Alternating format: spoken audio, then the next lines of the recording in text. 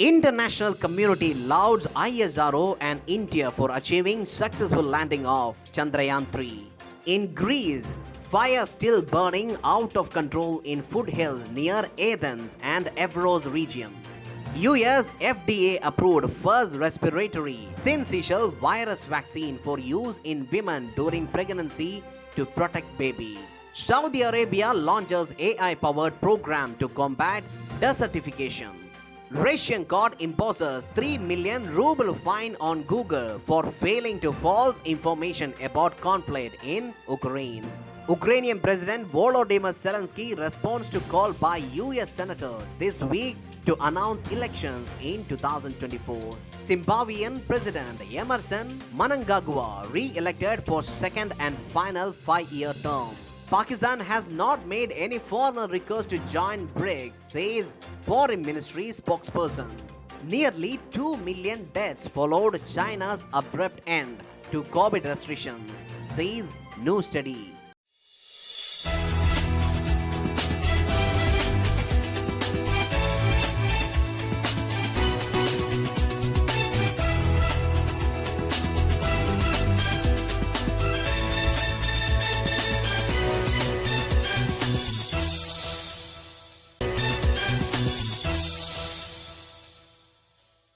The international community lauded Team ISRO and India for achieving the successful landing of Chandrayaan-3 at the lunar surface. In a social media post, NASA Administrator Bill Nelson congratulated ISRO for being the fourth country to successfully soft land a spacecraft on the moon.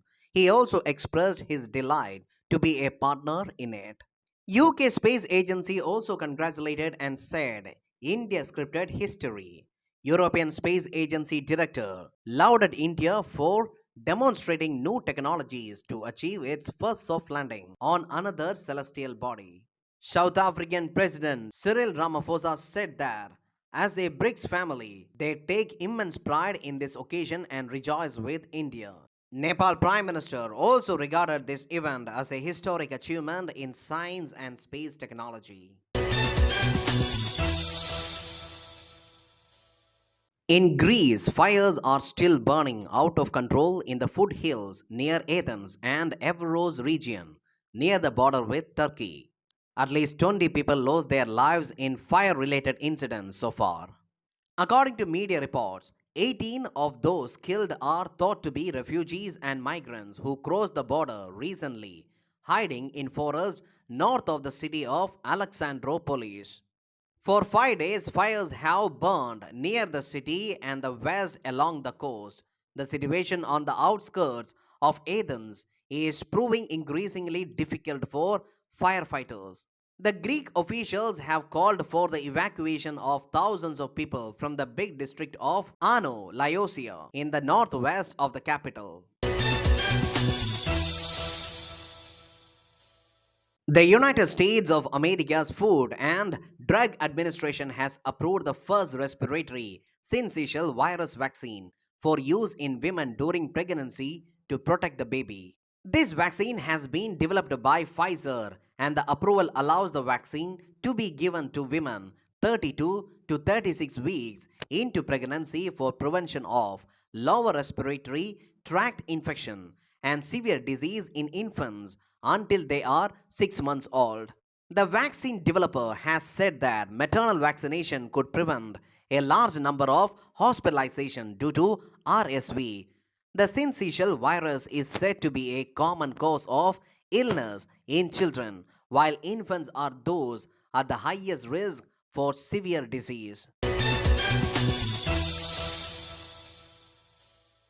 The Saudi Environment Ministry has launched a program to combat desertification using artificial intelligence. The program, which is a collaboration between the ministry, the National Center for Vegetation Development and Combating Desertification, and the King Abdullah University of Science and Technology, aims to study the status of vegetative cover in the kingdom and contribute to the goal of afforestation projects and the Green Saudi initiative. Desertification is a major challenge facing Saudi Arabia, an arid country that is already experiencing the effects of climate change. The program will use AI to analyze satellite imagery and other data to identify areas that are most vulnerable to desertification. Remote sensing technologies will be used to monitor vegetation cover, rainfall, plant health, and track its changes over the time. The program will also develop strategies to mitigate the effects of desertification, such as planting trees and shrubs, improving water management, and promoting sustainable agriculture. The launch of the program is a significant step in Saudi Arabia's efforts to combat desertification and achieve its sustainability goals. A Russian court imposed a 3 million ruble fine on internet giant Google on Thursday for failing to allegedly false information about the conflict in Ukraine. Russian media reported the court found that YouTube video service, which is owned by Google, was guilty of not deleting videos with incorrect information about the conflict. Meanwhile, the US tech giant's Russia businesses was effectively shut down last year after the conflict began. Earlier, the company said that it filed bankruptcy in Russia after its bank account was seized by authorities, leaving it unable to pay staff and suppliers. The move by a magistrate court follows similar action in early August against Apple and the Wikimedia Foundation that hosts Wikipedia.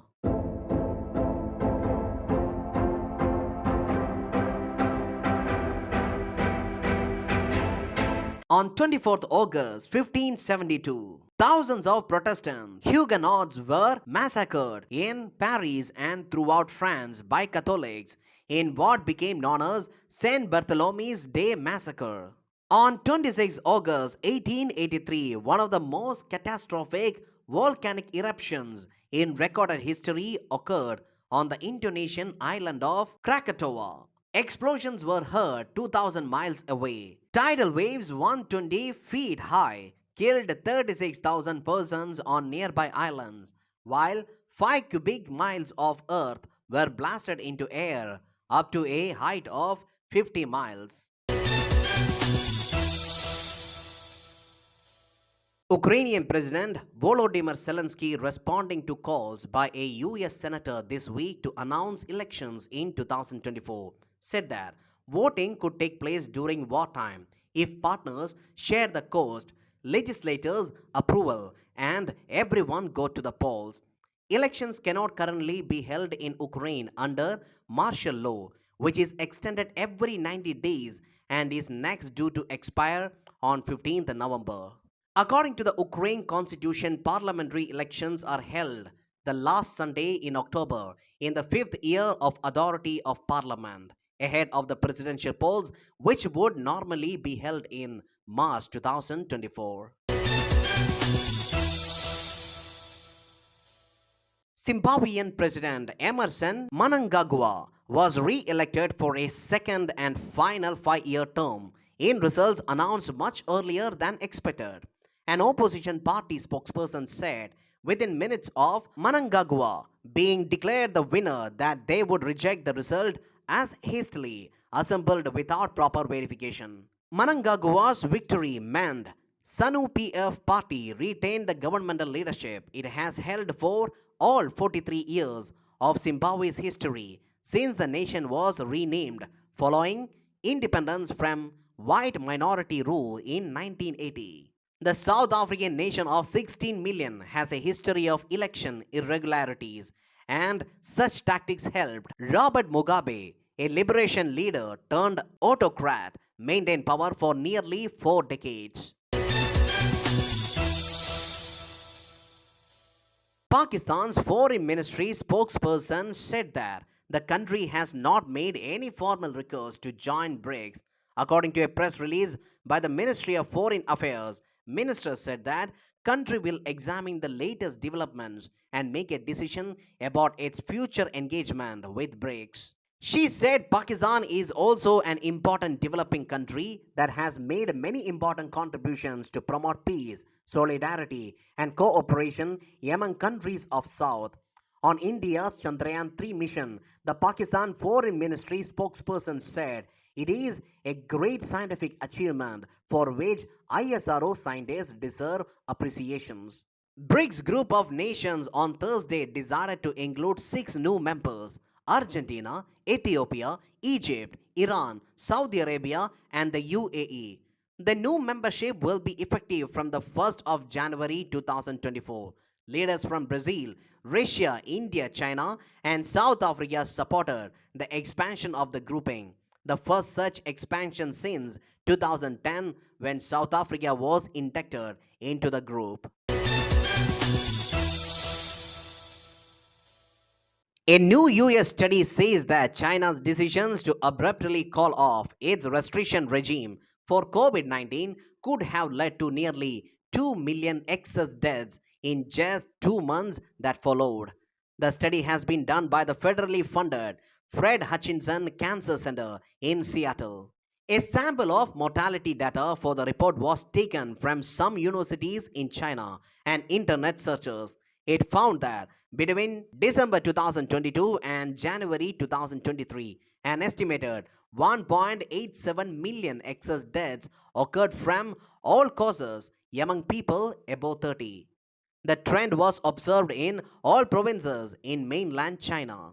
Until December 2022, China followed zero COVID policy, including mass testing and stringent and persistent quarantine lockdowns. The end of policy led to a massive surge in hospitalizations and deaths that health experts say were largely unreported by the government. The study was published on Thursday in JAMA Network Open.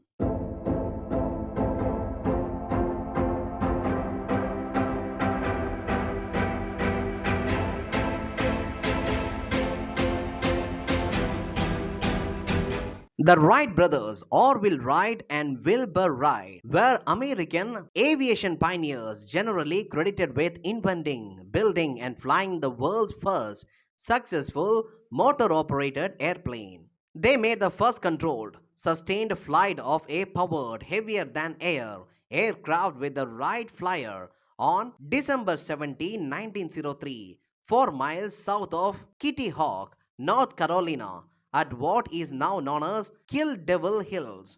The brothers were also the first to invent aircraft controls that made fixed wing powered flight possible. The brothers gained mechanical skills essential to their success by working for years in their Dayton, Ohio based shop with printing presses, bicycles, motors, and other machinery. Their work with bicycles in particular influenced their belief that an unstable vehicle, such as a flying machine, could be controlled and balanced with practice. This was a trend as many other aviation pioneers were also dedicated cyclists and involved in bicycle businesses in various ways. From 1900 until their first powered flights in late 1903, the brothers conducted extensive glider tests that also developed their skills as pilots.